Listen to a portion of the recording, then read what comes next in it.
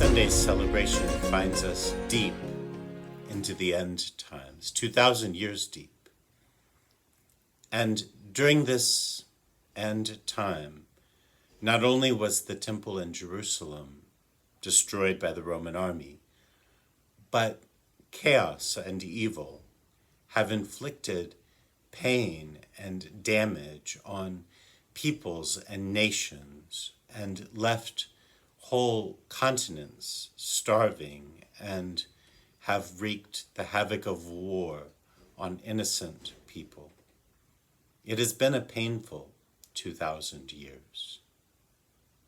And as we celebrate these days, the end of our liturgical cycle, the end of the liturgical year, it's upon us, right?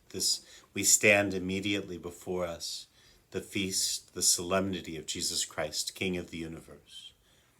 And the Church invites us, as we hear these readings, these last days of the liturgical year, invites us to acknowledge the inevitability of this chaos, the inevitability of the evil powers at work in our world. And we're invited to find the kingdom that is unfolding also during these days in the midst of the chaos. While we do come to the end, our liturgical time is counted cyclically. And so coming to the end also means that we're about to begin once more at the beginning.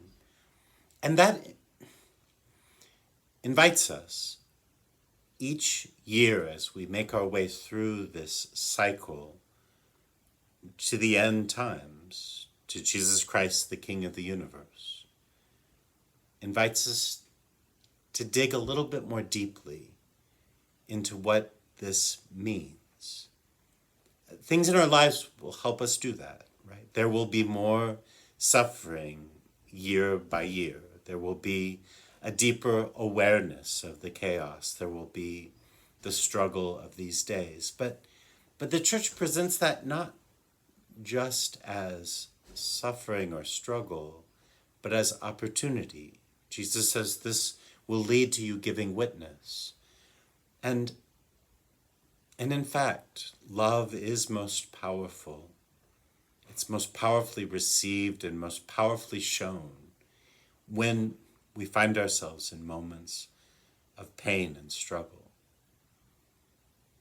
This unfolding, I think, pushes us also to a deeper and more accurate relationship with God. In the first reading, we're reminded that for those who fear the Lord, the Sun of Justice will shine with rays upon us. And this understanding of a fear of God should invite us into a deeper relationship with him, because we know that God is love. And this fear, this awe and wonder, this reverence, this acknowledging of someone greater than me can help fix some of our improper understanding of love, right? There's a very interesting picture out of the 60s of like Buddy Jesus, right? Who's just got his thumbs up and he's just all good to go and as goofy as anybody around him. Peter didn't see Jesus that way, right? That our relationship with God isn't the relationship of peers. It's not the relationship of someone who's going to help me. Like, God isn't my concierge. God isn't my valet. Like, we have to get the relationship right in order to grow in the kind of love that will build the kind of kingdom that will get us through the end times. Because probably 2,000 years is only the beginning of the end. And so we need to learn how to do this. And I saw a reflection that suggested something of a Copernican revolution in our relationship with God. And I would propose that that would be helpful. If you remember, Galileo had figured out a very accurate mathematic concept of the movement of the stars and the planets based on the Earth being at the center. And Copernicus decided that that was a bit too complicated, and it was just a cleaner, easier system. It made more sense if we put the sun at the center of the universe and had the planets and the stars rotating around the sun, and us being on one of the planets rotating around the sun. Obviously, since that is in many ways a more accurate description of what is happening, it worked better. Even the math worked better. And Copernicus has this revolution then that allows us not to be the center of the universe. But in our relationship with God, I think a lot of us are still pre-Copernican. God has these roles, right? He is supposed to come and help my team win a football game. He's supposed to swoop in and fix this struggle in my life, this illness in my life. He's supposed to come and organize the chaos for me. God is supposed to sweep in, and it's like he's rotating around us, waiting for the opportunity to do something, like the sun might warm us during the day. But that's not accurate, right? God is the center of everything, and we're little asteroids swirling around. And then God is as love.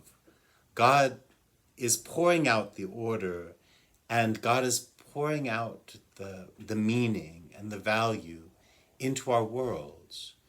And if we were to enter into that relationship with God, the sun would shine on us, and his rays of justice would give us the strength, the ability to make our way through these end times.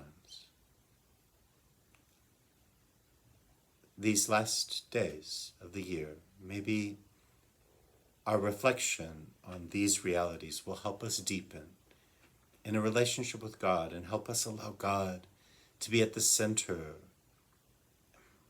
to knock ourselves out of that central role and allow God to be at the center, and to begin ourselves to build our life rotating around him, to build our life in an orbit around our God. And in that relationship of a God who is awesome and worthy of our respect and love, that in that relationship, God will most be able to bless and strengthen us through these times.